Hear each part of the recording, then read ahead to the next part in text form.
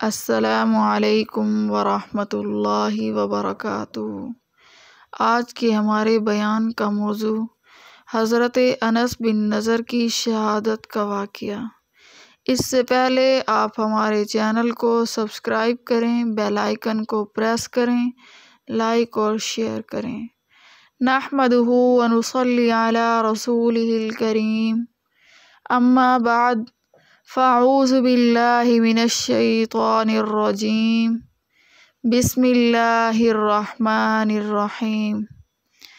حضرت انس بن نضر رضی اللہ تعالی عنہ ایک صحابی تھے جو بدر کی لڑائی میں شریک نہیں ہو سکے تھے۔ ان کو اس چیز کا صدمہ تھا، اس پر اپنے نفس کو ملامت کرتے تھے کہ اسلام کی پہلی عظیم الشان لڑائی اور تو اس میں شریک نہ ہو سکا۔ اس کی تمنا تھی کہ کوئی دوسری لڑائی ہو تو حوصلے پورے کروں۔ اتفاق سے احد کی لڑائی پیش آ گئی، جس میں یہ بڑی بہادری اور دلیری سے شریک ہوئے۔ احد کی لڑائی میں اول تو مسلمانوں کو فتح ہوئی، مگر آخر میں ایک غلطی کی وجہ سے مسلمانوں کو شکست ہوئی۔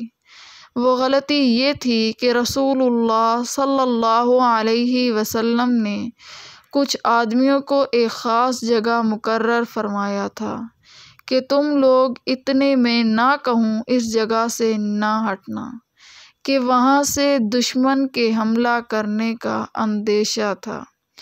جب مسلمانوں کو شروع میں فتح ہوئی تو کافروں کو بھاگتے ہوئے دیکھ کر یہ لوگ بھی اپنی جگہ سے یہ سمجھ کر ہٹ گئے کہ اب جنگ ختم ہو چکی ہے، اسی لیے بھاگتے ہوئے کافروں کا پیچھا کیا جائے اور غنیمت کا مال حاصل کیا جائے۔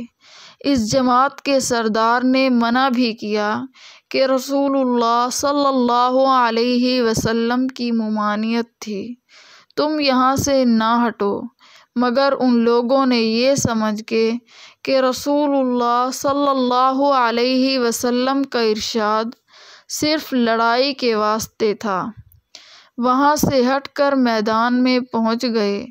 بھاگتے ہوئے کافروں نے اس جگہ کو خالی دیکھ کر اس طرف سے آ کر حملہ کر دیا۔ مسلمان بے فکر تھے، اس اچانک بے خبری کے حملے سے مغلوب ہو گئے اور دونوں طرف سے کافروں کے بیچ میں آ گئے، جس کی وجہ سے ادھر ادھر پریشان بھاگ رہے تھے۔ حضرت انس رضی اللہ تعالی عنہ نے دیکھا کہ سامنے سے ایک دوسرے صحابی حضرت سعد بن معاذ رضی اللہ تعالی عنہ آ رہے ہیں۔ ان سے کہا کہ اے سعد، کہاں جا رہے ہو؟ خدا کی قسم، جنت کی خوشبو احد کے پہاڑ سے آ رہی ہے۔ یہ کہہ کر تلوار تو ہاتھ میں تھی ہی کافروں کے ہجوم میں گھس گئے اور اتنے شہید نہیں ہو گئے کہ واپس نہیں ہوئے۔ شہادت کے بعد ان کے بدن کو دیکھا گیا تو چھلنی ہو گیا تھا۔ 80 سے زیادہ زخم تیر اور تلوار کے بدن پر تھے۔ ان کی بہن نے انگلیوں کے پوروں سے ان کو پہچانا۔ جو لوگ اخلاص اور سچی طلب کے ساتھ اللہ کے کام میں لگ جاتے ہیں، ان کو دنیا ہی میں جنت کا مزہ آنے لگتا ہے۔ یہ حضرت انس رضی اللہ تعالی عنہ زندگی ہی میں جنت کی خوشبو سونگھ رہے تھے۔